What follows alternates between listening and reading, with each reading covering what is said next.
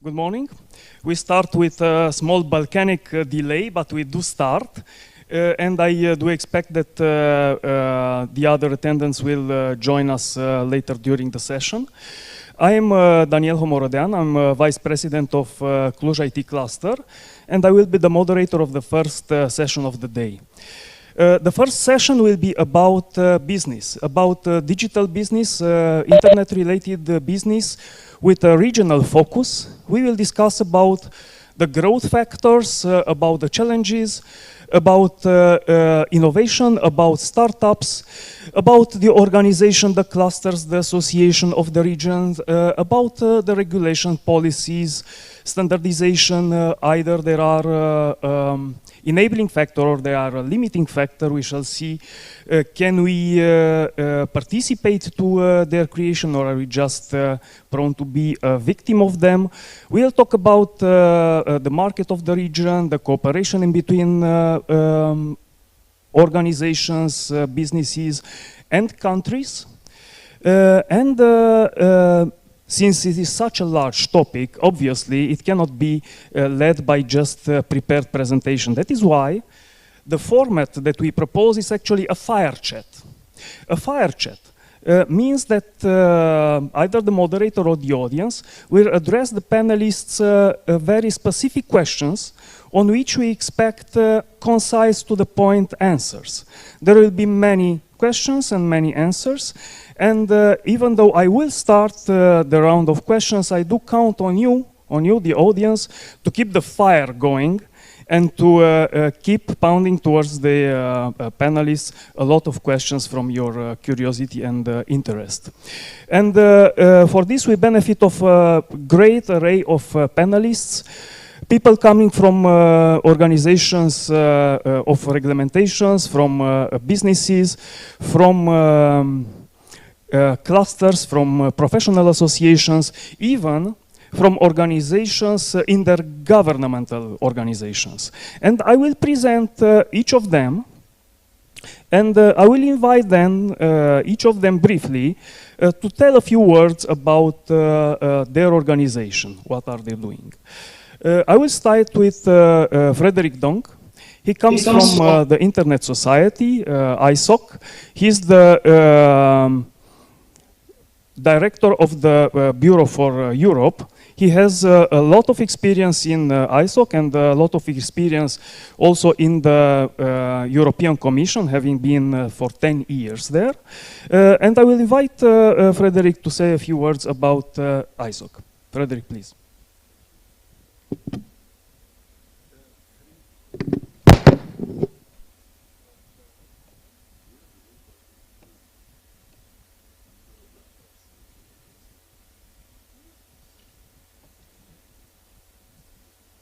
Does it work? Yes, thank you. Hello, everybody, and very pleased to be here with you. So thanks for this nice introduction, Danielle. So I don't know how many of you are familiar with the Internet Society by way of hands, to just see, well, nearly everybody. And on the panel, well, Desiree is, of course. So for those, well, the only one here in this room who doesn't know what the Internet Society is, we are this organization based in both Dresden and Geneva. We have 6 regional bureaus in the world. I'm leading one of them in Europe, Brussels. And our mission is a very ambitious mission, but we're very attached to it. And that is to build, promote, and defend an open, globally connected internet that is trustworthy and secure for everybody. And we're doing this with an entire community. We have more than 130 chapters around the world. We also have organizations who are member of the Internet Society. I have one of those eminent members next to me. So we have an entire community that help us doing this across the globe. And of course, we also the home, if I may say, if I can still use this expression, of the IATF. Which is, as you know, the place where standardizations of the internet happen. So that, in a nutshell, is the Internet Society. Thank you very much. Thank you, Frédéric. Next, Désirée Miloshevic works in the internet field since 1993. She's member of the Board of Trustees of the Internet Society. She is currently active in ISOC England and Belgrade. And she's also Senior Public Policy and International Affairs Advisor in Europe for Afilias, a global provider of internet infrastructure and registry service. I will invite Desiree to say us a bit more about Afilias, what it does and what she does there. Thank you.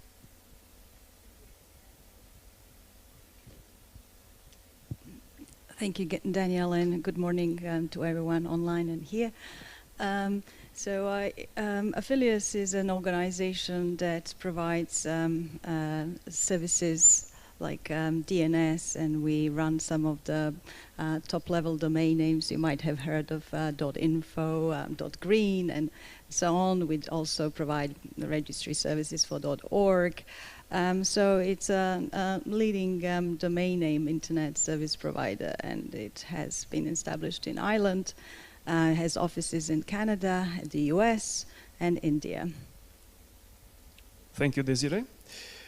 Marina Bzovîi is the Executive Director of the Moldovan National Association of ICT Companies. Marina has a solid legal background in civil and commercial law and a strong interest domain in data protection, e-commerce, IT and communication law. I will invite Marina to tell us a bit more about the Moldovan National Association of ITC Companies. So first of all, thank you for the introduction and thank you for being here. So the Moldovan Association of ICT Companies has a long history of about 10 years. It was firstly composed just to fight against the monopoly of the market of internet service providers. In time it developed, and now we have 44 members. And we don't have only internet service providers, we have the biggest telecoms and a lot of entities which work with the software development, mostly outsourcing, but also local entities.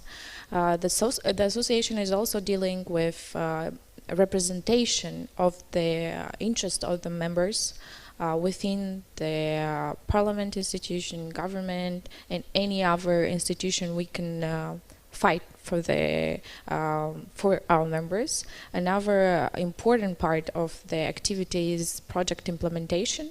There are specific projects on a huge scale that were developed with the help of our members and the association in Moldova. And in case you come to Chisinau, if you hear about TechWill, that's a project implemented by ATIC, our association. Thank you. Thank you very much, Marina. Andrei Kelemen comes in a double quality today. He's an executive director of Cluj IT cluster, and he is also representing the Balkan, Black Sea, and Baltic ICT network of ICT clusters.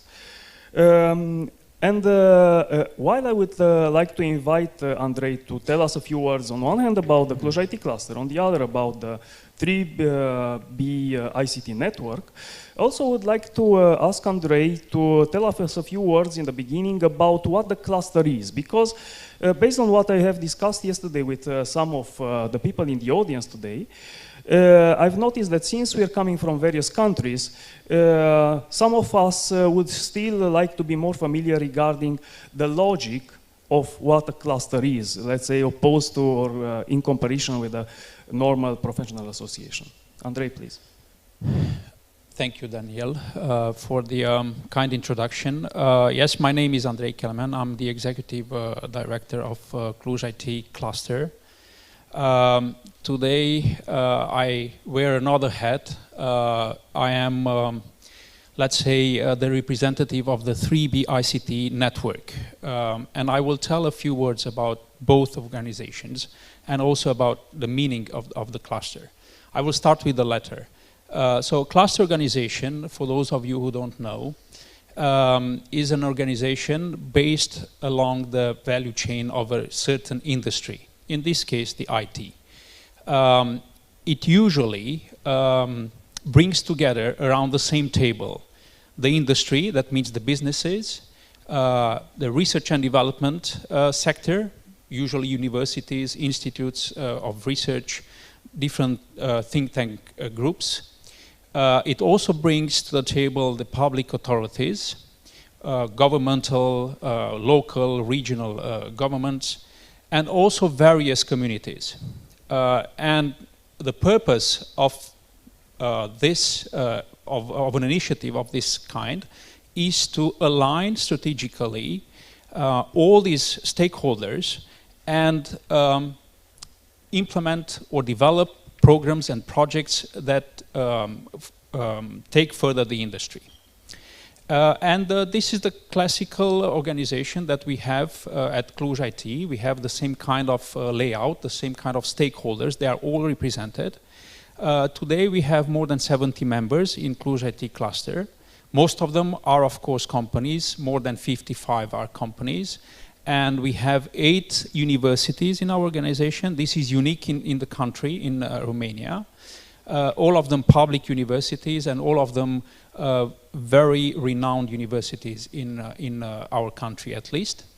And also public authorities. We have the municipality in Cluj, we have the county council, we have the regional development agency as well, and a number of communities like the Startup Association,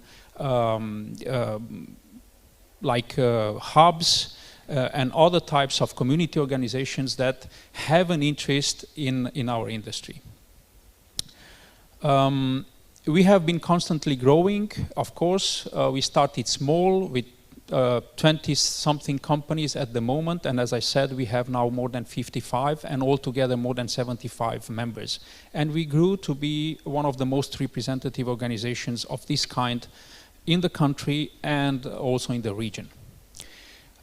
We also established, together with other similar organizations across the Balkan and Black Sea region, a network of cluster and professional associations. This is called the 3B ICT network. 3B stands for Balkan, Black Sea and Baltic Sea, because recently, last year, a member joined this network from the Baltic region from Latvia. And this organization is basically trying to bring together various stakeholders in the region, in the southeast region, going up to the Baltic Sea, in trying to establish a communication channel and representation in relationship with the authorities in Brussels and with our own national authorities. And we started developing various projects. At the moment we have 2 or 3 such projects that we are running together as a consortium, which was established through were established through this network. So I will stop here. Of course, along the discussion, I will have the chance, I think, to say more about what we do. Thank you very much, Andrei. Ambassador Traian Chebeleu is Deputy Secretary General of the Permanent International Secretariat of the Organization of the Black Sea Economic Cooperation. Mr. Chebeleu is a career diplomat. He has served in the Ministry of Foreign Affairs of Romania and acted in various positions as State Secretary, as advisor and spokesman for the President of Romania, as Ambassador of Romania in Austria, and in many other important roles throughout his career. I would like to invite Mr. Ambassador to tell us in brief what is and what does the Organization of the Black Sea Economic Cooperation, and what is its relation with the ICT and the internet world. Mr. Ambassador, please. Thank you. Does it work? It works.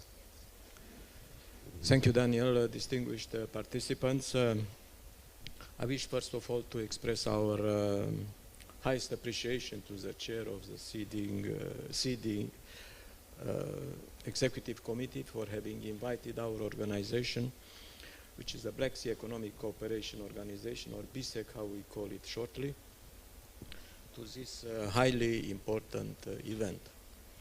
ICT is one of the cooperation area on which our organization, a governmental organization, focuses.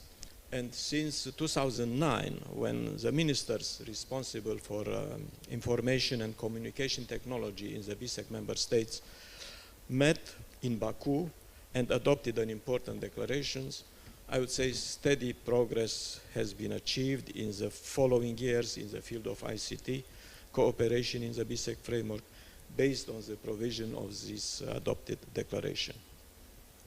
Now, as ICT is developing at an incredible pace worldwide, the need to use new technologies has become increasingly important also for the BSEC member states. There are 12 BSEC member states. Consequently, the BSEC economic agenda, which is our strategic, how shall I say, document for guiding the activities of the organization, adopted in 2012 at the BSEC summit, sets the sustainable information society and advanced information and communication technology infrastructure among the 17 goals in the priority areas of action of our organization. It is a reality that the way people live and do business in today's globalized world depends increasingly on networks, communication, and IT application. E-commerce, telemedicine, distance learning, e-government, and e-procurement are only few examples of the new modes in modern business and interaction. So therefore, we find it highly appropriate that the overarching theme chosen for SEEDIG 5 is shaping a trusted internet for all. Indeed, the internet provides many opportunities to strengthen governance, financial management, or delivery of services, and it became a vital tool for the sustainable economic and social development for our member states too. So we have undertaken several initiatives in the BSEC framework aiming at benefiting from ICT techniques for supporting trade and transport facilitation, accelerating cross-border and custom procedures, enabling movement of people, goods and services, which are among BSEC's main priorities, as well as by fostering implementation of innovative tools based on digitalization. In our activities, we profited for the cooperation with specialized international organizations and institutions. And in this regard, I would make a special reference to the Korea BSEC ICT cooperation program, which resulted in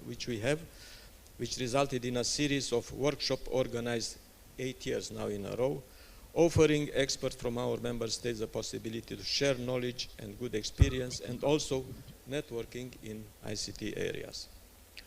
We have not approached internet governance as such, as a specific cooperation subject in the wider area of the Black Sea.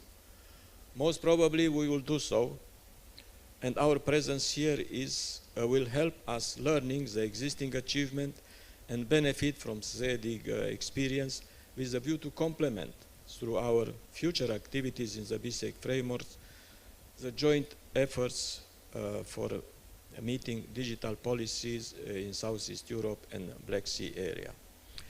So thus we will further raise awareness of the potential of the internet for fostering sustainable human development and building inclusive knowledge societies, and of the instrument available to our member state for ensuring general and affordable access to ICT infrastructure and services for the governmental institution, business communities, and ordinary citizens, and also for promoting viable projects of regional impact. So I look forward for fruitful discussion and the successful outcome of this meeting, and I would conclude by expressing our high appreciation to the SEEDIG Executive Committee for the excellent organization of this meeting, and gratitude for the warm hospitality extended to us. Thank you very much. Thank you very much, Mr. Ambassador. We'll now start the debate, the series of questions, and after each round of questions, which I will address to each of the panel members, I will invite you, the audience, to raise up the questions on the topics that are discussed. And I will commence with a topic which is of global reach, and I believe that is quite important to have its place in the debate here in SEEDIG. It's about the evolution of the internet as we know it. is about the trend that we see in the last years in which we can perceive that the ways that most of the people access the internet is actually condensing on only several channels. Googling is now becoming, it's a verb already. Facebook is the epitomos or the synonym of the social interaction over internet. If we are to buy some stuff, half of the world is going on Amazon, the other half is going on Alibaba. And this type of the concentration of access, on the channeling of access, it's something of great importance, maybe an opportunity, maybe a threat. And I would like to know from Frédéric, what is the ISOC and Frédéric himself thinking about the internet consolidation trend, about the opportunities that it might bring, or the threats or the problems that it might bring? Frédéric, please. Well, thank you, Daniel, again. Yes, both, I would say. So maybe let me bring you some context, because we are currently working on that in the Internet Society, and I will refer in a few seconds to some work that you can find on our website, internetsociety.org, and in which I would ask you, by the way, to contribute. That will be the way how I will end up this quick overview. So some of you might remember that 2 years ago, in 2017, we launched an overview or a survey about what or how would the internet look like in 5 to 10 years from now. No crystal balls, but mostly drivers of the internet. So we started interviewing and surveying a lot of people around the globe, including in this region. And the feedback was a lot of very interesting issues, but one of them was their concern about the internet economy. And by internet economy, I mean economical activities that either depend or support the internet. And of course, among those, there were this famous word, consolidation. That was a trend that was a worry for most of our interviewees. And by consolidation, I mean this strong force of concentration that might happen vertically or horizontally in the businesses. So I guess you have the same intuition as we had when we start working on this and surveying this, and that is not good. The internet has been built with no homogeneous center.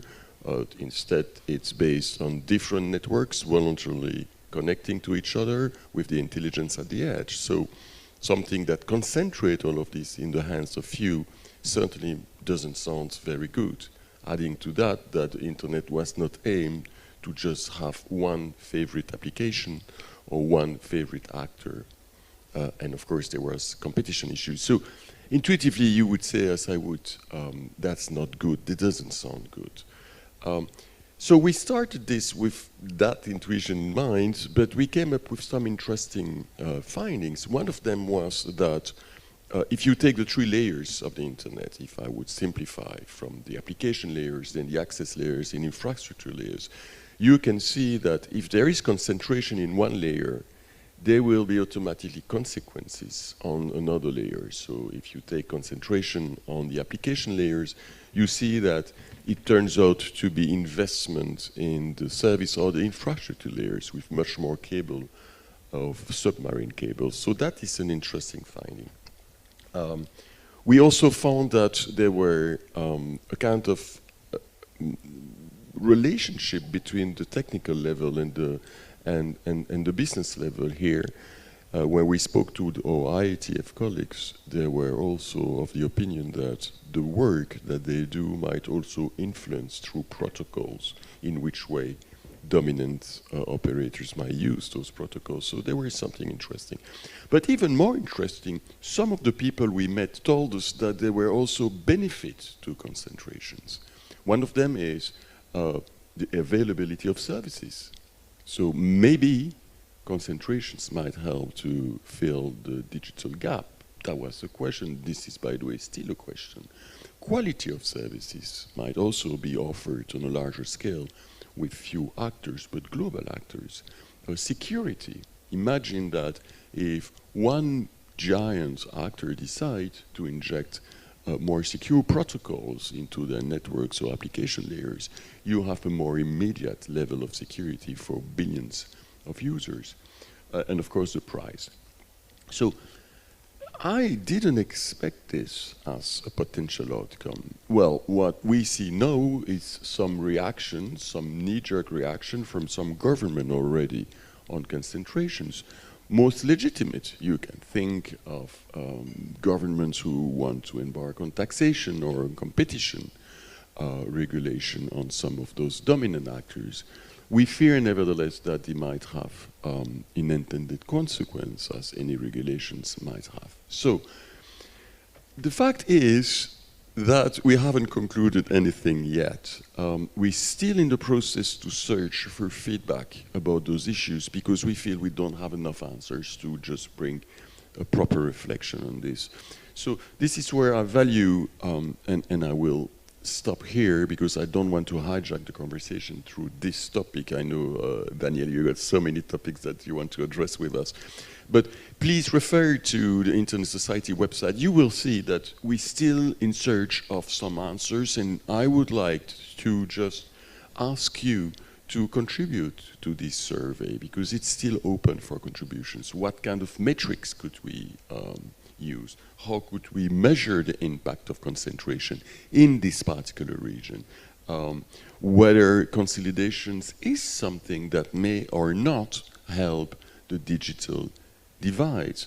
How to address concentration if this is an issue. Do you believe that consumer rights or competition or administrative law would be the best way? So we got thousands of questions that we still want to share with this community because we're interested to hear from you, and in particular in this region. Thank you, Daniel. Thank you, Frédéric.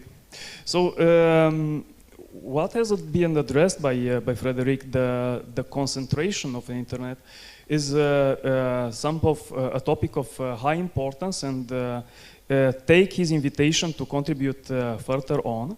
The consolidation of the access through various platforms as well is a very hot topic, which deserves, it has a global debate.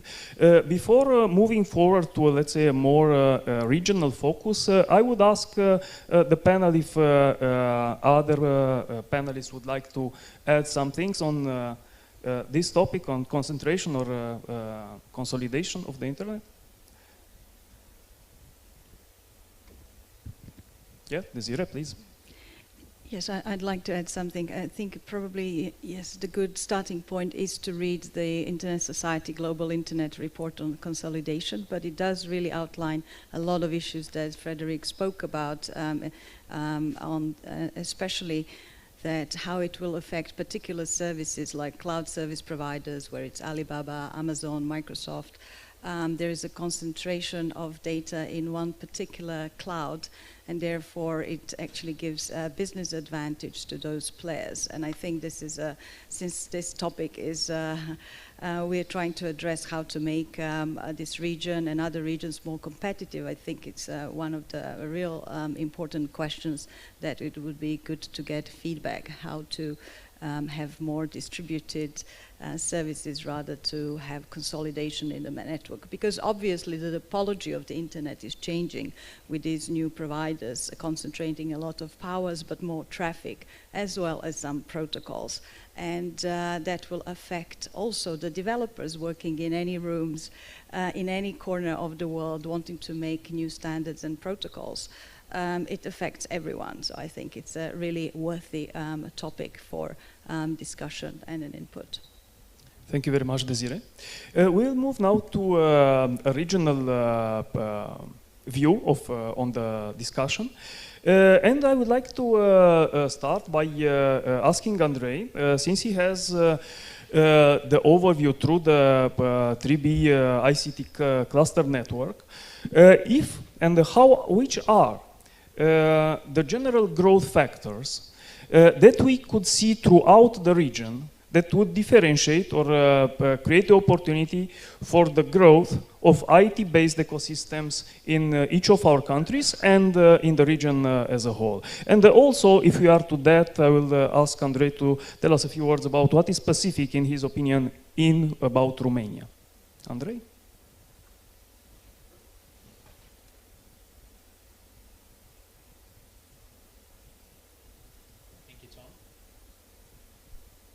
Maybe not. Yes, it is. Okay. What I forgot to say in my first intervention is that in the 3B ICT network, we currently have 16 members. These are, as I said, all either cluster organizations or professional associations or chambers of commerce focusing on IT. And in terms of countries, I mentioned Latvia. Of course, Romania is represented, but we also have Bulgaria, Albania, Serbia, Kosovo, Montenegro, Bosnia and Herzegovina. So a whole array of countries that are located in the southeast part of Europe, but also, as I said, up to the Baltic Sea. In terms of growth factors for the ICT sector, we noticed a certain pattern. So where we have a strong industry, IT industry, usually there are a number of explanations, but I think the most important is a very strong education sector in the engineering field. And this is something that we see throughout the entire region. And I think this is the place where the IT industry, as we know it today, stems from. So a strong education sector in the engineering field, from where entrepreneurs have emerged, especially after the fall of the communist regime. And now we have what we have, an industry which is constantly growing, but which is mostly based on a business model that we currently or generally call outsourcing. And this is the struggle, actually, and this is one of the purposes that we started the 3B ICT network. Because this is something, as I said, very often seen as a business model throughout the region, and we know that it's not something sustainable. And with this knowledge in mind, we have to do something. And most of the projects that we have initiated through the 3B ICT network are focusing in identifying the potential for innovation in our region, in the IT industry, so that we can overcome the challenge of the outsourcing business model, which probably most of you know. It's based on how well you can sell the human skills, the technical skills of people who are working in a certain field with the aid of the technology. And it's a huge challenge, of course, because there are a lot of problems, a lot of, let's say, issues that we face in this region. And again, I'm talking very generally. Of course, they might differ from country to country. But on a general level, I can list a few. One is mentality towards risk-taking. This is something that probably has been debated in many other occasions. But we Eastern Europeans, we have this very risk-averse mentality. We are not willing to take many risks. And this, of course, affects the way we see entrepreneurship. Second, we don't have very good entrepreneurial schools. We don't have tradition in this. And this, of course, reflects in the way we do business. We usually play by the violin. We like music in this region, but businesses on a large scale cannot be played by the ear. You have to have very good, solid business knowledge. And then we are not very keen to globalize or to go international. We are inward looking. We are always trying to find opportunities in the nearby. And this has many historical reasons. I will not go into that now, but nevertheless, the effect is this. We are not willing to go, or not so easily convinced that we need to go global. So these combined together are affecting very much the IT industry, are affecting the way in which we see business opportunities, in which we see the possibility to open new markets and to deploy products and services. So very generally speaking, I think this covers our region. And a bit more specific about Romania, the specific of Romania, the advantages that IT has here, the problems or the challenges that are specific here. In terms of advantages, I would go back to what I said before, and this applies to the whole region, but to Romania as well. We have a very good school, engineering school, and this is well known, I would say, almost all over the world. Romanian engineers are recognized as one of the best, top-notch in the world. We have many Romanian nationals who are working in companies like Microsoft, Oracle, not just here, I mean not in Romania, but they are working in Seattle or Washington or San Francisco. So we have a very good school, engineering school, with a lot of tradition. Let's not forget that we started building computers in the late 50s and early 60s. We were among the first nations to try to build a computer.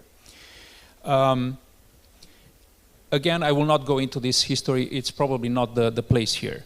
So on this layer, the IT industry in Romania has developed very, very rapidly.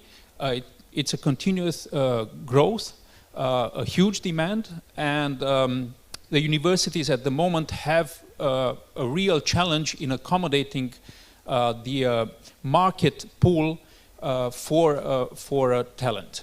And again, this is another issue that maybe needs to be addressed, but probably in a separate or a different discussion.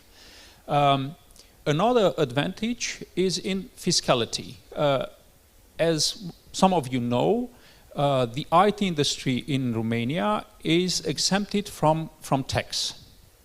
Partially, not entirely, but partially is exempted from tax. And this is a huge advantage. It has been offering the space for the industry to grow, even if the increase of the labor cost in the industry has been very constant, with more than 7 to 10% each year since the year 2000.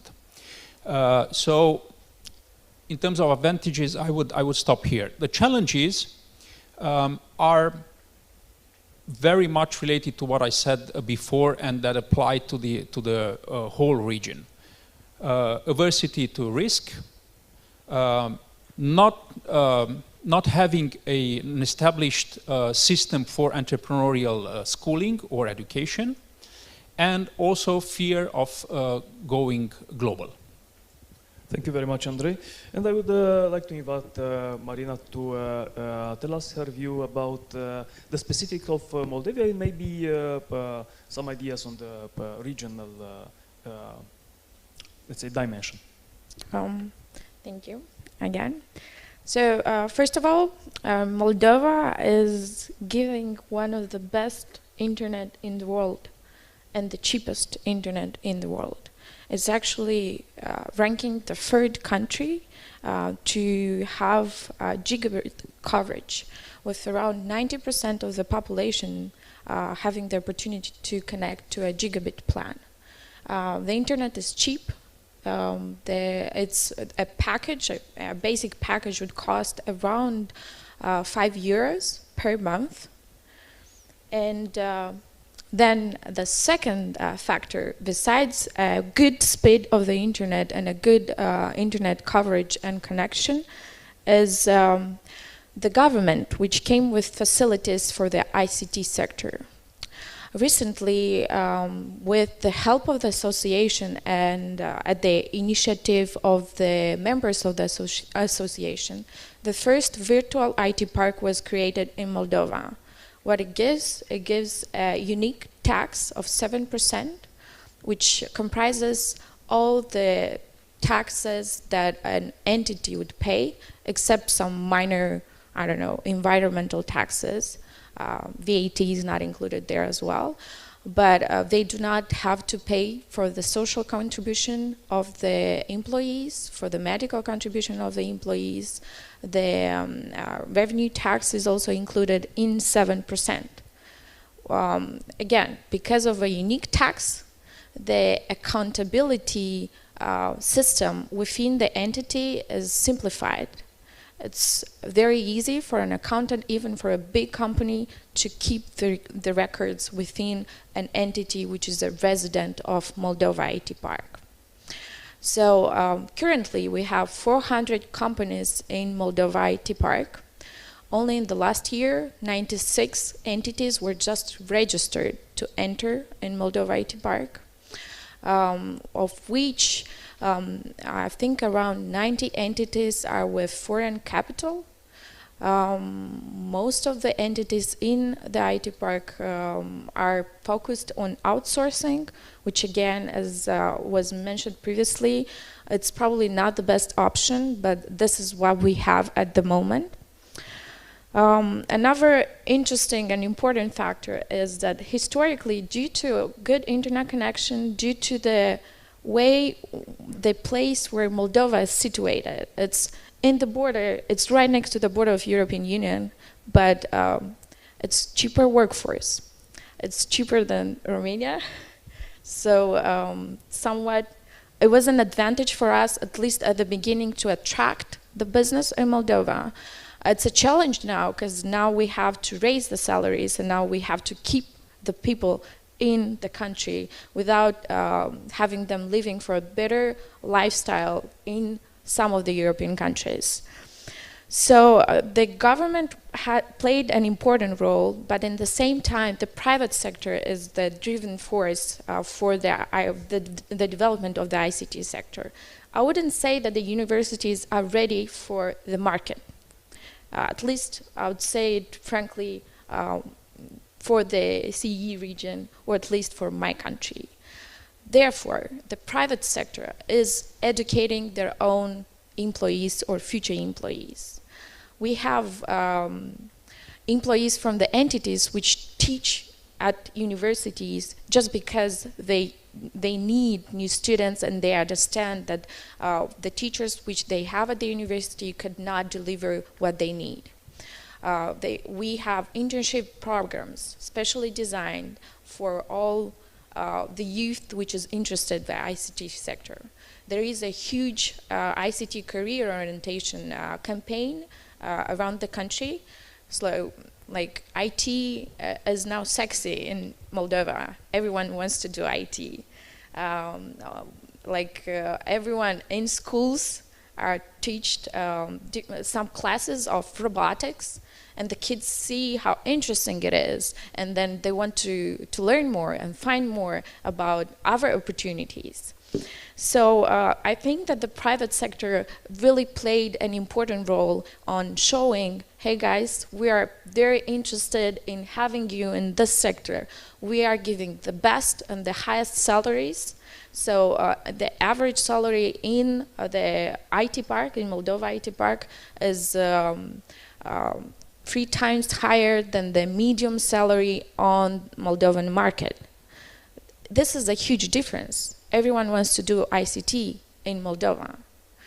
And besides the IT park, some other facilities are given by the government, like the government is promoting the ICT sector abroad, is investing in bringing different entities in the country and sustaining in the same time the private sector to continue develop. And you mentioned about some challenges. I guess what is specific for Moldova, probably for most of CE countries as well, is keeping the people in the country. Everyone is living not for the better salaries now, because we now started to pay more or less the same as most of other markets. People live for better roads, for better medical system, for better social system, for better education, for the future of their kids. Also, it's hard for some small countries to meet the international needs, the needs of international corporations, international standards. Also, we mainly somehow focus on niche services. It's like a small part of the huge market we could take advantage of. And I guess the biggest challenge and the biggest probably disadvantage we have is economical and political instability. Investors do not want to come into a country where they see that the country is struggling with corruption, or a parliament is not able to have a majority, or there is no economical stability for the last 2 years or so. And another challenge and that we face as Moldovan market would be the lack of financing opportunities.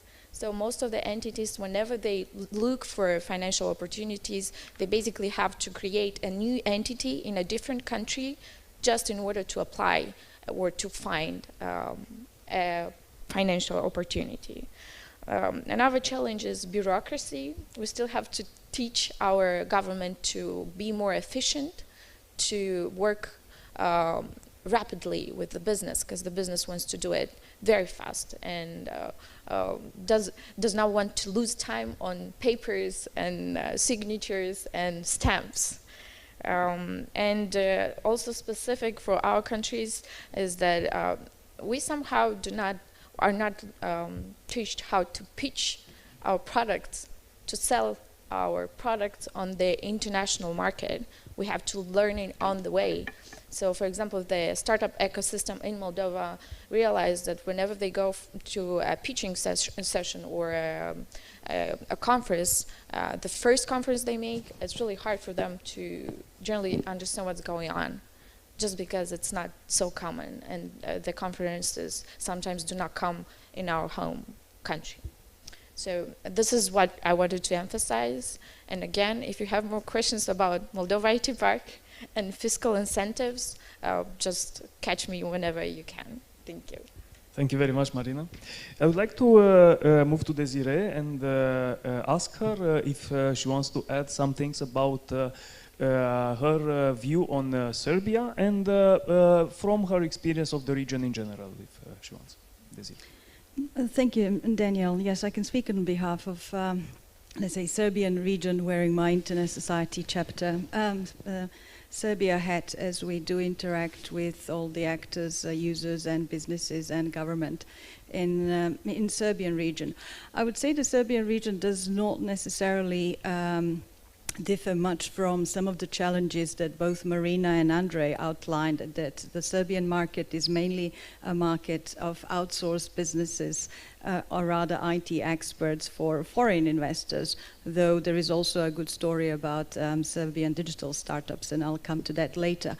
But I think what is really necessarily, just to put it on a higher level for both region, is that businesses do have a good collaborative and working relationship with the government, and this is where the IT clusters could help, and universities. However, we have seen examples in the world as well as in the region where sometimes this interaction should be minimized not to affect the business, where you can't form a really good relationship with the government, or whether it's the political instability or the lack of expertise within the government to help and focus especially on small businesses to create a support and incentive for small businesses.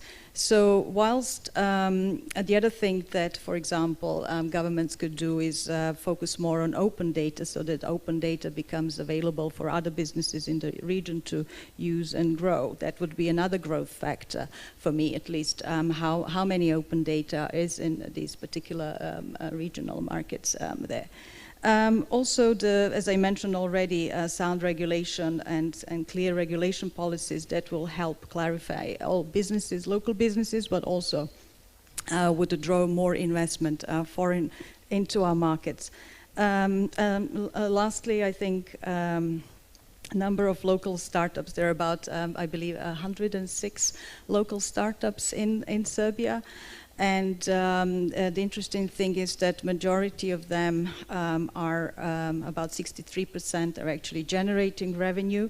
The markets that they are usually working in, they're focused to the US market, some of them to European market, and only about 11% the products and services of these IT businesses are focused on the regional players and services in Serbia. So whilst 11% is towards the regional market, and in Serbia about 26% is focused towards Europe, and about 37% are looking towards the US market. And what are these services that we usually do in the region when we talk about outsourcing? Is really enterprise solutions. One thing where Serbia is maybe leading is in this online gaming. We're really specialized in that field, and I think there is probably Nordea's one worthy business to note, who is really not a foreign investment, but it's a success, a local success story of how good and well been done. Other online gaming businesses are being acquired by the foreign companies, and that's also a sign of success in its own way. So I hope, I think that gives you some of the view of what's happening in Serbia. But I think also the lack of good infrastructure, there's a lot of room for improvement and challenges that businesses in our region face, such as security, that are just not as different as that businesses face in the rest of the Europe. And I would say one of the biggest challenges probably for this digitalization and transformation to digital services is not so much what Marina mentioned, going from paper-based government processes to make it more digital. I think is really rethinking how do we do digital business? What does it mean? What is the money flow? And I think this is where we need these brains and understanding business model. What does it mean to digitize a business in this global environment, not so just local environment? Thank you very much, Desiree. I would like to ask Frédéric, from his experience and position in ISOC and also at the European Commission for so many years, how did do you see the region, the ICT in the region, and how did you see the evolution of it, since you're close to the region for so many years? Thank you very much. Well, I'm still digesting what the three former panelists just said about this, because I have been reviewing quite some sources the recent days, expecting these kind of questions, and indeed there is a convergence showing that, well, you have the workforce, but there is a blatant need of an enabling environment. On a more positive tone, from the internet society, well, this is one of our most vibrant sub-region. I mean, we have a very rich community. We have 13 chapters in SAE, youth, very skilled and smart people. So we take this, we are, as you know, attached to governance and a multi-stakeholder process. And well, I couldn't think of any more multicultural and diverse region than the Balkans and the southeastern region. So this is a wonderful laboratorium for the governance, and we are very attached to those processes that allow us to have this conversation with you, because honestly, that's the place to have those kind of conversation. We have also seen a kind of acceleration into the digitalization process. Promoted by governments for industry and enterprises. Some of them were prompted by the European Commission through the Western Balkans Commission, etc. Even the Bulgarian presidency of the European Union couple of years ago, which has promoted also the smart, or what do they call that? It's the smart specializations with based evidence innovations. So we see a lot of processes and acceleration of digitalizations, but that doesn't prove to have the effect, I understand from the panelists, that we wish, and that is indeed a shame, because as I said, and I'm really impressed by the level of quality and understanding from people working in this region on ICTs and internet-related issues. So I don't want to anticipate your next question and what would be the solutions to this, or what would be the challenges. I believe your panelists already answered this. I see 4 major trends, actually, that should be addressed immediately. First, as Andrei just emphasized, skills and entrepreneurship skills that should definitely be supported. An enabling environment for enterprises, entrepreneurs. That's, as I said, a shame when you see the quality of brains in these regions, that you don't have an enabling environment for those people to create startups and enterprise. Maybe removing barriers to data flows, to just allow people to access the global internet. I'm sorry, but this is also political. There is also some countries that believe that protecting their countries from outside might just be helpful. This is the other way around. So nationalistic policies won't help much in this respect. And it's also about different policies to address, as Désirée said, there is competition policies that should be also addressing some of the issues of concentration in this region as well. So to allow entrepreneurs and innovators to actually blow and do their job. I know, but I will keep that for later, I know that the Romanian presidency addressed some of those issues, but I believe that the 4 issues that I just underlined, and by the way, that is perfectly in line with your panelists, are the ones to address urgently. Thank you. Thank you, Frédéric, and thank you also for anticipating the next chapter of discussion regarding how we can move forward. And since from the panelists we've gathered so many interesting information and view, some of them common between themselves regarding the role of the outsourcing, the education, and so on. Some might be quite specific. I would ask again the panelists if there would be something that after all of them has spoken, if there would be something that they would like to add in this slide. Andrei. Working? Yes. I certainly don't want to leave you with this gloomy outlook on what is happening in the IT industry. So we have been speaking about the challenges of this outsourcing business model. But what I want to emphasize is that it is also a very good learning source for businesses, for local businesses, for local entrepreneurs. So starting this way in the IT industry is not a bad thing, because you learn how to work on an international market, you learn business processes, you get in contact with different sectors, other economical sectors, other industries, with other stakeholders, you accumulate capital, and then if you have a valid idea to develop a new product, a new system of product and services, then you already have the knowledge to go and put this on the market. And we see this already happening in our region. And of course, the first example that comes to my mind is, or among the first, because there are several, but there are Romanians. I'm sure there are others in the wider region. We have Bitdefender. Now we have UiPath. These are all companies that have been doing some sort of outsourcing at the beginning, and they learned very quickly how to do business in a different way, and now they are global players.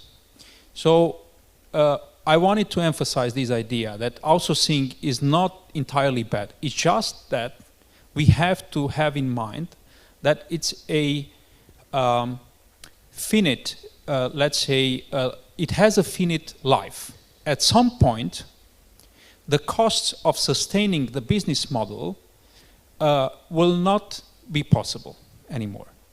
And this is something that we all have to take into consideration, especially entrepreneurs, because it has a social impact as well.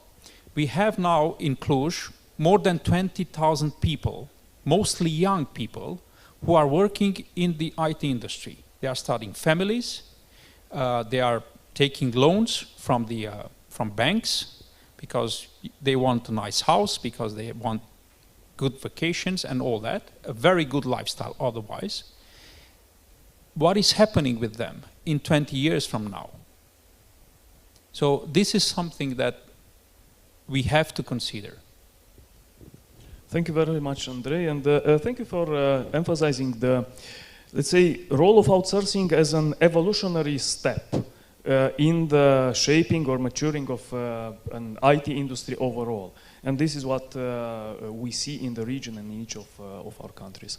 Now, before moving forward towards what we can do to evolve faster in the region, I would like to ask the audience, you, to give to the panel your questions, your curiosities, your remarks regarding the current state of facts in the region, in your countries, or regarding what you have just heard from our panelists. So please, if there are questions. Yes, there are. All right.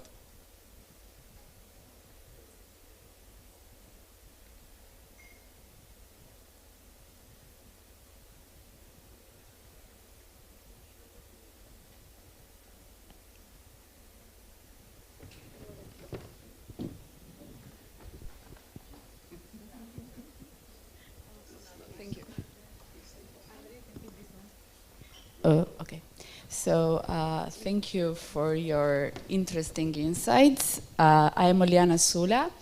I represent academia. I come from Albania. I work there at the public university. Actually, I have comment question, both of them, for Andrei and for Marina. Because, okay, kind of I agree with what you said, Andrei. But when you mentioned entrepreneurial education, do you think that it is lack of entrepreneurial education or it is lack of entrepreneurial culture? Because this risk adversity that we have, it's our culture maybe, that we don't have that. And how can entrepreneurial education be better? Maybe I know that our curricula, I know pretty well the region, our curricula is a bit obsolete, but is entrepreneurship taught only inside the school? So I go in the class and I tell to them how to build a business plan, how to communicate in a 3-second pitch, how to sell your idea. Or is it more about maybe to push a little bit this idea of the education outside the school? Because I see, or to push it in a younger age. You know, we have this program, Junior Achievement, and now more and more I see students when they come in the first year of university, if they did Junior Achievement, they are very good in implementing their business ideas. So for me, this is one concern. And then, when it comes to the whole system, is this triple helix model working in our countries, in our region? Because we speak a lot about triple helix. We have countries in the region that are part of European Union. And then to Marina, just one thing that came into my ear was that one of the advantages of our countries is that we have cheap labor force. And cheap labor force, okay, it's good, but do you think that it is a drive, this, or this is finally the challenge? How to make this thing that is, it seems cheap, more expensive? I don't know if I explained it well. Thank you very much. Thank you. Andrei? Working? Yes. Excellent comment. thank you very much for raising this issue. It's not about entrepreneurial education. I maybe put this in a wrong way. It's about entrepreneurial culture. And you're absolutely right. It needs to be built from very early stage in our lives. So we need to start with kindergarten probably to teach our kids how to be more self-sufficient, how to organize their lives, how to take, let's say, their destiny in their own hands. And we don't have that yet. We have been raising generations and generations of people with the same mentality that we had 40 or 50 years ago, where there's somebody, usually the state, we look up to the state, and somebody needs to take care of us. Somebody needs to give us a job. Somebody needs to give us a house where to live. Generally somebody else is responsible for our lives. And this is absolutely wrong. And this is something that we have to change, definitely.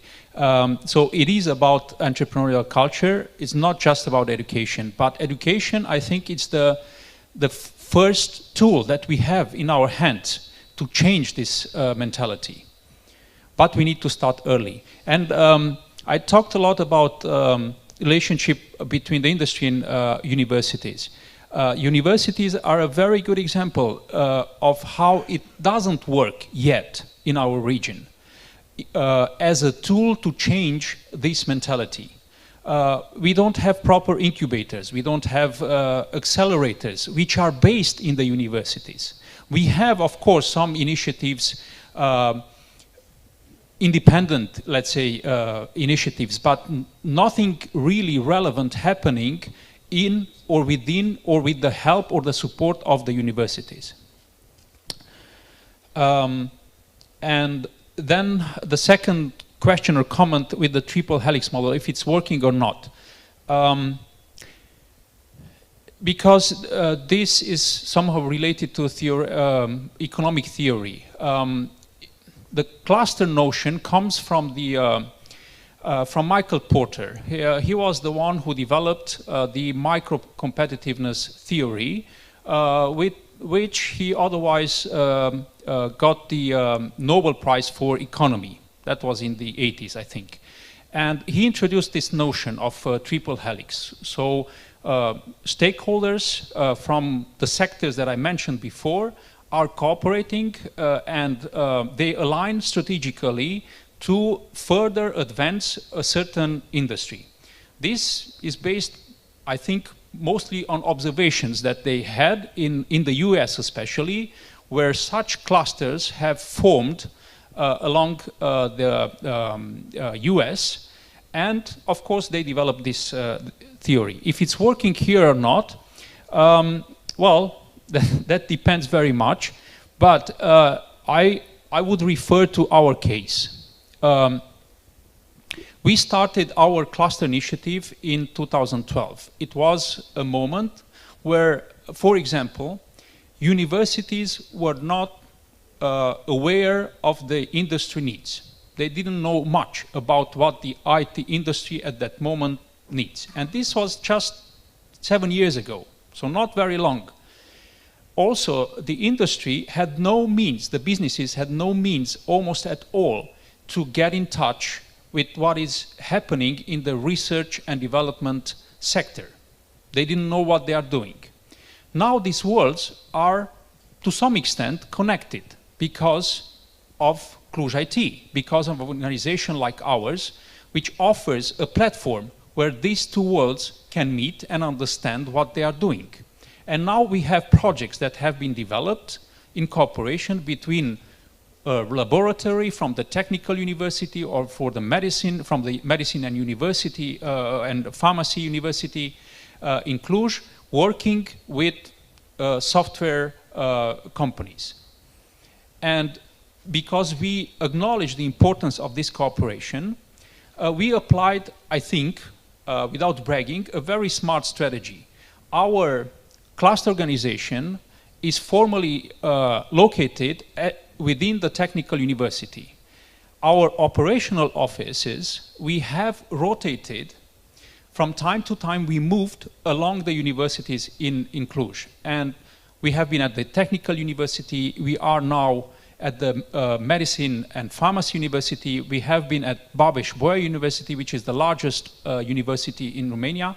So we moved offices from one university to another because in this way, we have been able to understand in a meaningful way what is happening there and what can we do together with the industry. Thank you, Andrei. Marina? I'll just add a short comment here to what Andrei said. We have like an example. So entrepreneurship is all about culture, first of all, and then about learning in universities and in schools. But again, at least the dean of the Technical University in Moldova went to Silicon Valley, and when he came back, his comment was, I thought that tech people should do only tech. And I realized that this is not true anymore. You have to combine things, and we should have at least some entrepreneurship classes in our curricula just to make students understand. But it's first of all about culture, because the culture of entrepreneurship is somehow underdeveloped for CE countries. As for the cheap labor force, the question is really good, and it was not my intent to say that this is a growth factor. It used to be an initiator to bring international corporations or entities which work for outsourcing in Moldova, and this was the real somehow advantage that they saw in order to come and invest.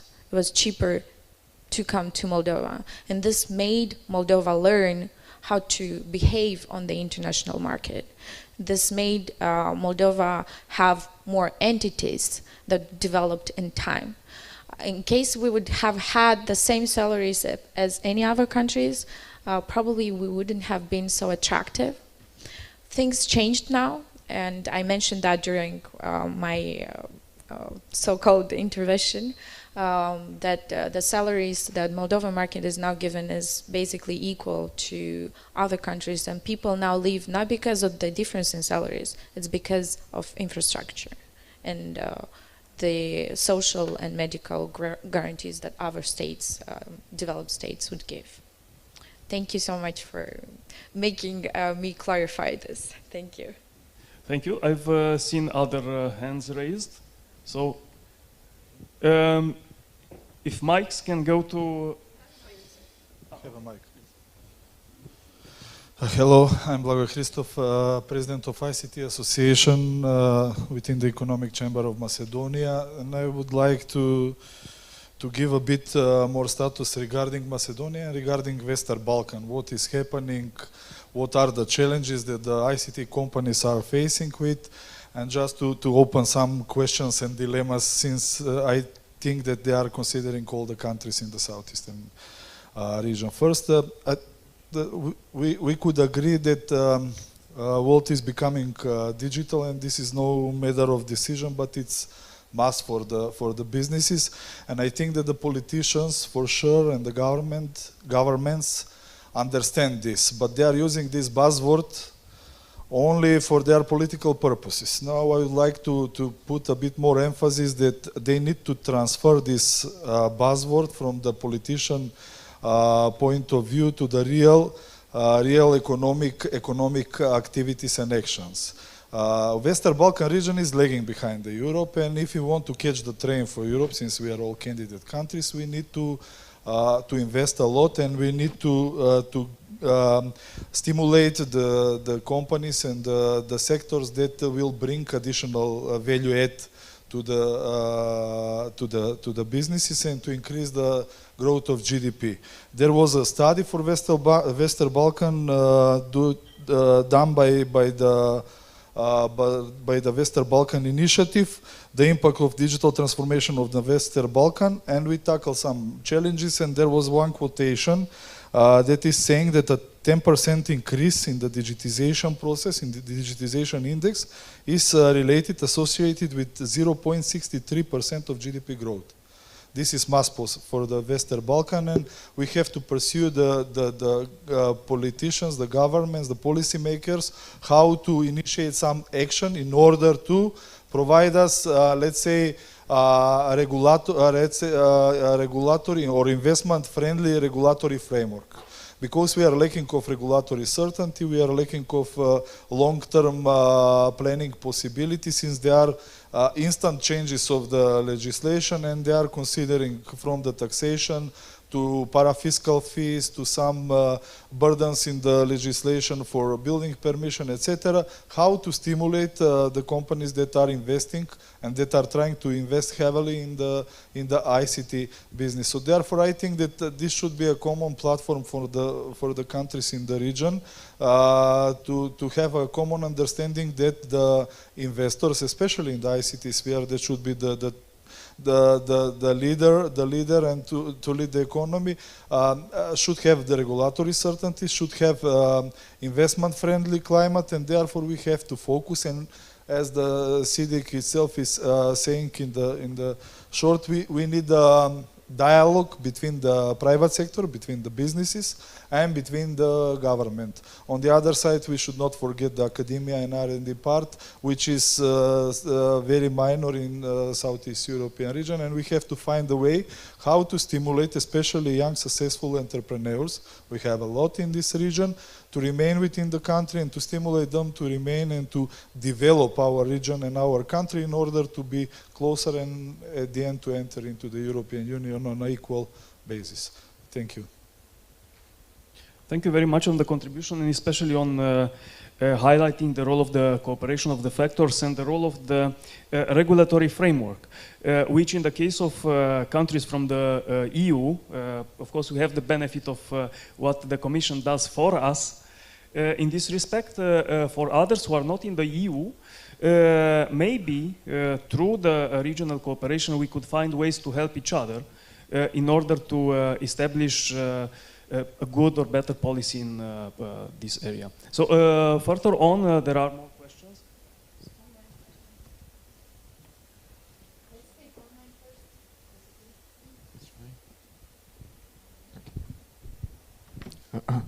We have one question for the online participation. Yuka Seturi from ISOC Georgia, question for Moldova and Serbia. Can we compare the developments of the e-government services with the private sector services? Which one is moving ICT sector?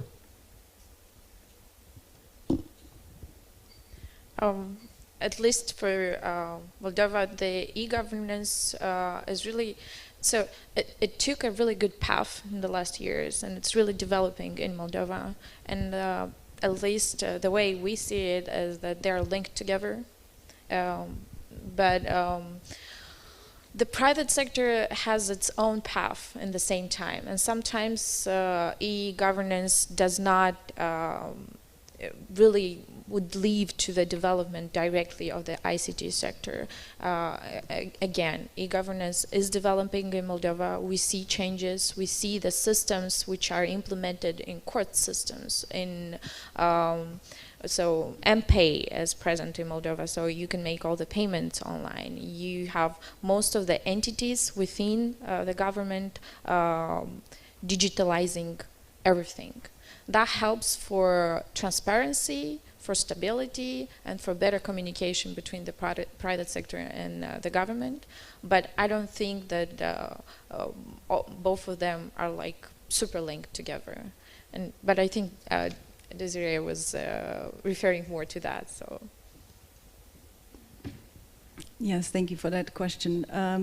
Similarly, I think there are efforts within Serbia to do less of a paper-based government interaction, and businesses are here a little bit ahead of the curve, and there are processes that are in place, but so far we have some good institution, for example, in Serbia when it comes to protection of personal data users, but when it comes to the general online e-businesses, you know, we have electronic signature, but We still haven't got rid of stamps on documents, business documents, although there is a regulation that they're no longer valid. People still put stamps on business letters. So there's a lot of room for improvement there. It's the same in Moldova.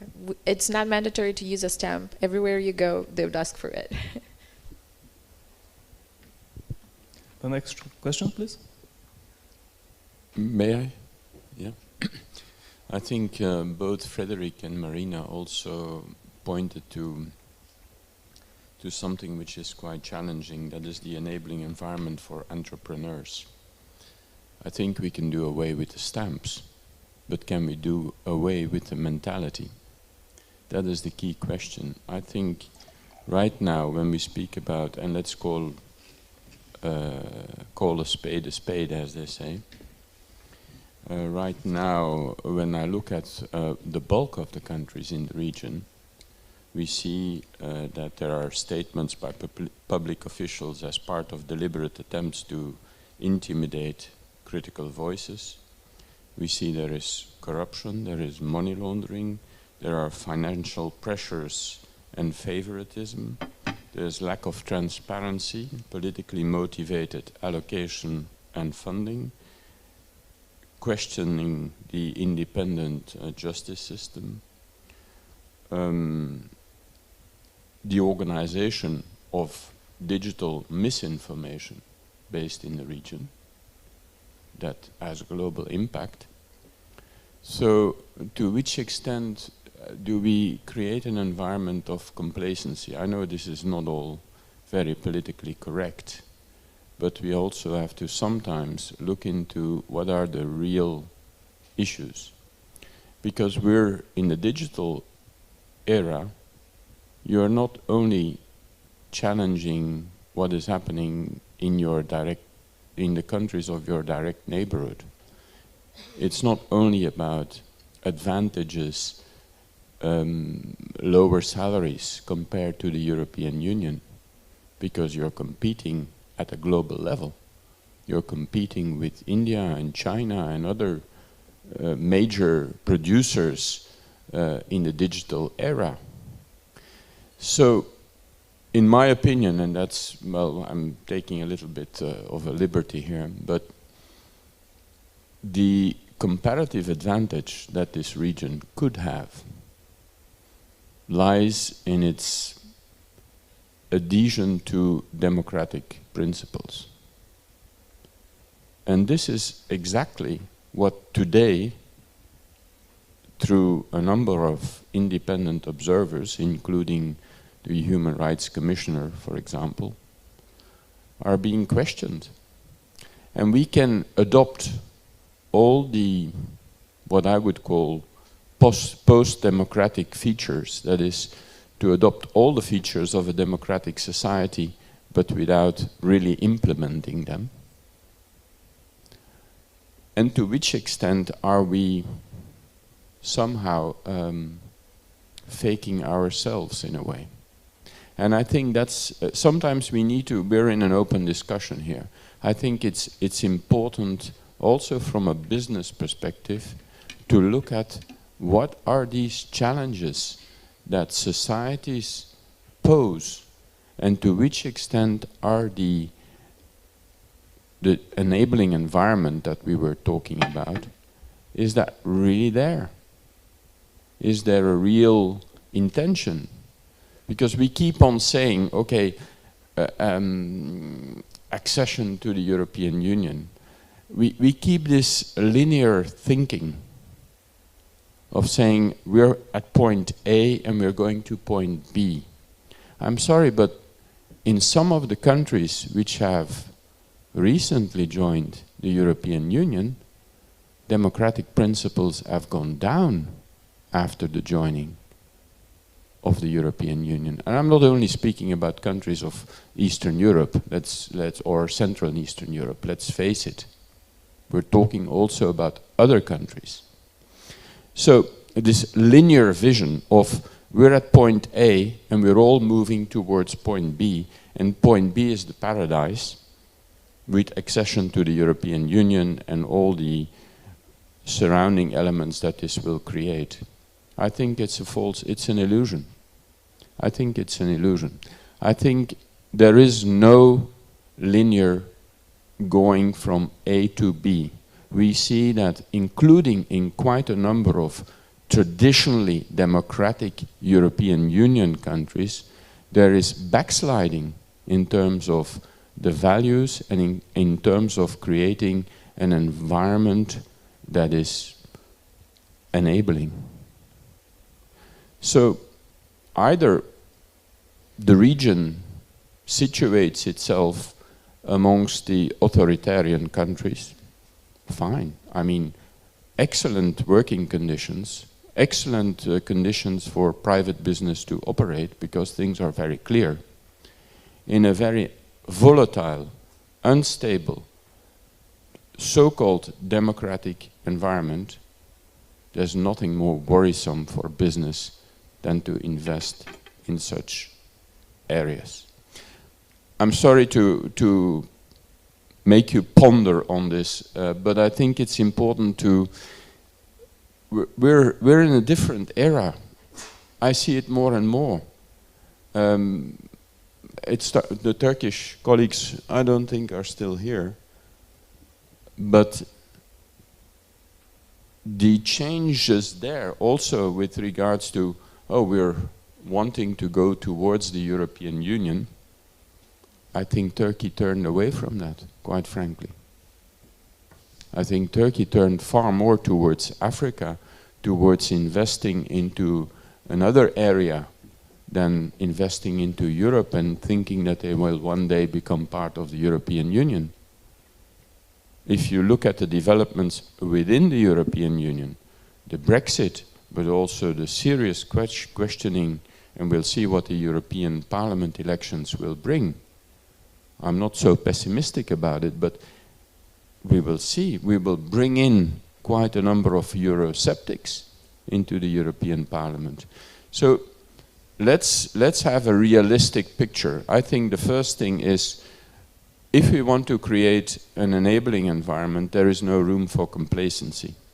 We need to be able to, within our societies, not only check the elements of we're doing this, we're doing e-signature, and we're doing paperless administration, but do we provide within our countries, not focusing on any of the ones in the panel, obviously, but you've announced it yourself, to which extent are we creating really an enabling environment to promote the opportunities for business in the digital era to invest in our region?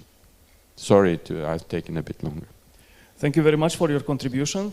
And actually, since we are approaching to the end of the allocated 90 minutes that we have prepared so many other topics, but on such a broad discussion, one day would not have been enough. I would like to address in the end the panel and ask each of them to give their ideas regarding how to move forward. Some things were said already, some preconditions were discussed. We've talked about outsourcing and maybe a next step, we'll see what this could be. We talk about the issues in the segregation of the cooperation between the private, the government, the academia sector. We've talked about regulatory framework. We've talked about the segregation in between our countries, whether or not we could have a common market or a market in which we can have better exchange in between ourselves, or creation of better or stronger economic cooperation between us. So I would like to invite each of our panelists to give their thoughts shortly about what we could do tomorrow, the day after tomorrow, to make things better and evolve the region. Andrei, if you please.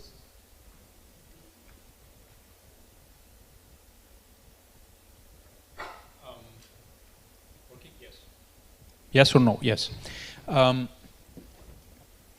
What could we do tomorrow? And because I don't want to leave your comment just like that in the air. I think we should go to vote. That's the first thing that we should do tomorrow. It's not tomorrow, it's on 26th of May. We should all go to vote. Probably the Romanians learned a hard lesson about not going to vote. And but this is something that we have to do, to go and express our beliefs. And when we go, everybody should think about their kids, about the new generations that are coming after us, and they will be asking us, what have you done? And why don't we have a better society? Why don't we have, I don't know, accountability? Why don't we have better governments, and so on and so forth? So first thing, go to vote. In terms of our industry, we have been doing this already for some time. So for us, it's not what we will do or what we intend to do, it's how we keep on, how we keep on doing what we started.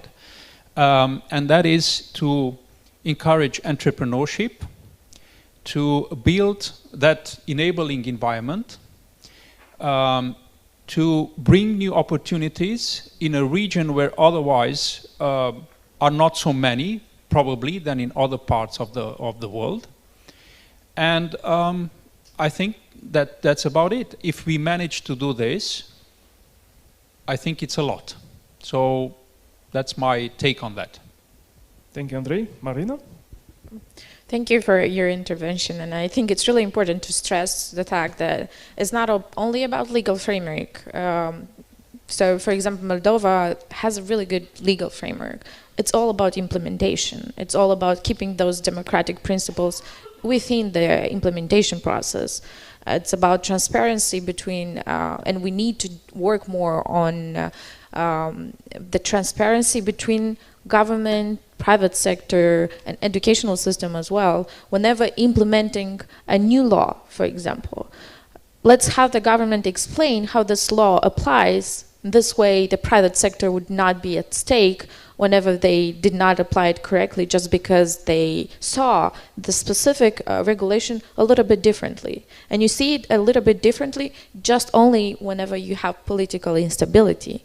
Because a law is a law and it's written a specific way.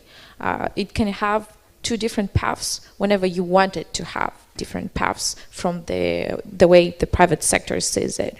So I think we need to move more on transparency, stability, focus on education, and on partnership between universities, private sector, and government, where all of three stakeholders work together on developing a better curricula, better educational system, and first and not least, as it was mentioned about Macedonia, and I think it's really important, keeping people in the country is now one of the biggest challenges that we face. If we don't have people, we don't have entities, we don't have investments, and we don't have development of the ICT sector. So still, and again, education and infrastructure and keeping democratic principles in the implementation process would be the key for the development of the ICT sector.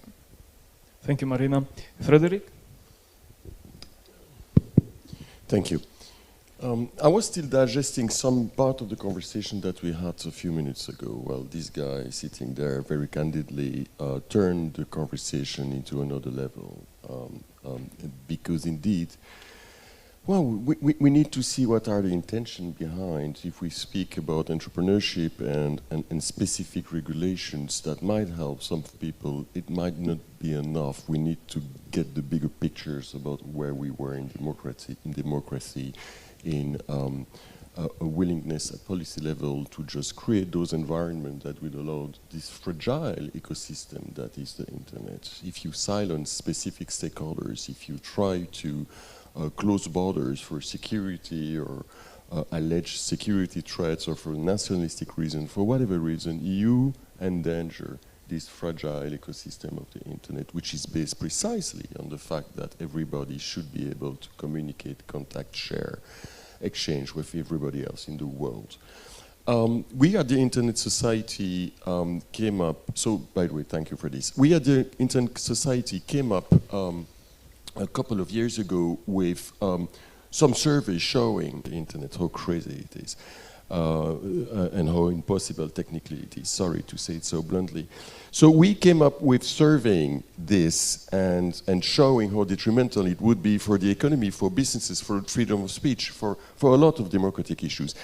And we felt that if we were not convincing enough, we did something else. And I would invite you to check some partnership that we have recently with NetBlocks, netblocks.org. I would invite you to check netblocks.org, and you will see that you have an algorithm that would allow you to calculate the economic impact of a government shutting down the internet just for one day, or shutting down YouTube or Facebook for just one day. So I did the exercise for Romania. So it's a very simple algorithm. We just enter Romania, you just ask what would be the economic consequence of the internet being shut down for one day in Romania. Result, $187 million for one day. Okay? So that is something that might talk to governments and other stakeholders and other decision makers. It's a very serious algorithm. It's based on many indicators from World Bank, ITU, Eurostat, US Census, etc. So it's a very serious algorithm. If you block Facebook in Romania for just one day, the cost of it will be $3,390,000 just for one day. So we believe that it might just show how impactful in a negative way it is when you play with the internet. Thank you. Desiree? Yes, a lot of reflection, and really enjoyed the discussion and the questions. I think the real picture here is what I take away is that it is not really interesting to just focus on an individual business and growth of an individual business. That's not a success. It's really we're looking at the ecosystem. And that we can, my hope is that we could use SEEDIG as a platform to actually develop this regional market and to form more relationship with actors here in a real multi-stakeholder fashion to understand all the ins and outs, how to truly have and implement values, human rights in some of the business models that are being disregarded, and how to improve the regulatory system in our societies to make it more affordable, but also fair to the workers and freelancers that are being outsourced to many of these companies that come and invest in our region. So how to support small businesses, as we know, they're the least protected businesses and opportunities. So I would leave that with this hope that we can just not look at our national markets, but we don't need to look just at the EU, although we're doing a lot of harmonization to get to the standards which are helpful for businesses to create markets. As we know, standards are really important for the focus.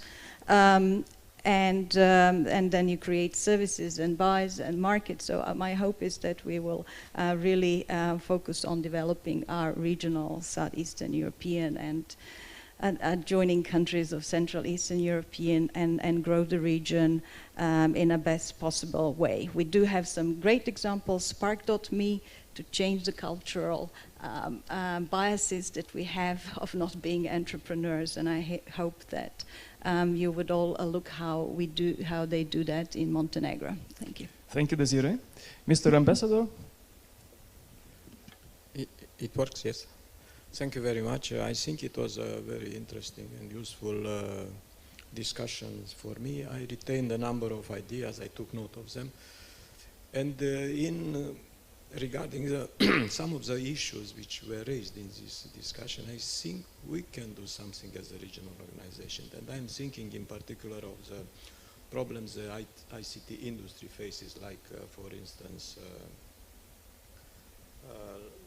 the risk assumption mentality, the entrepreneurial culture, and going global, as it was emphasized, or even something regarding the legislative and the regulatory framework for for allowing industry to develop. I think these are issues which I'm going to try to put in my report and submit them to our to the discussion of our working group on ICT, and maybe some recommendation could come out of, for action by our organization to be submitted to our decision-making bodies. Thank you. Thank you very much, Mr. Ambassador. Very interesting offer and idea.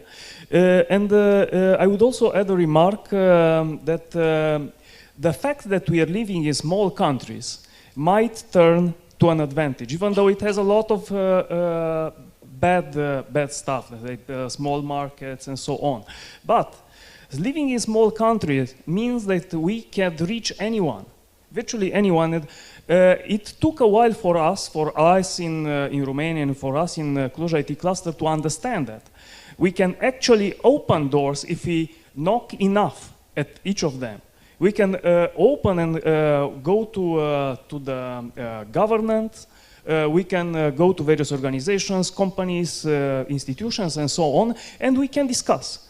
And year after year, we've seen a progress in this framework of discussion, and we're seeing results.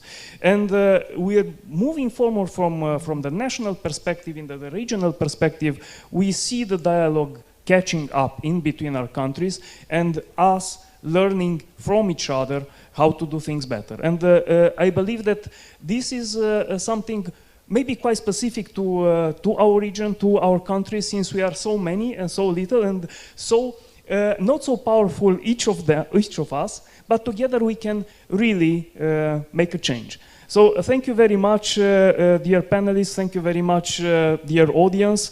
I know that such a topic could keep us talking for days, but we'll have to finish now. And of course, we'll discuss further throughout the day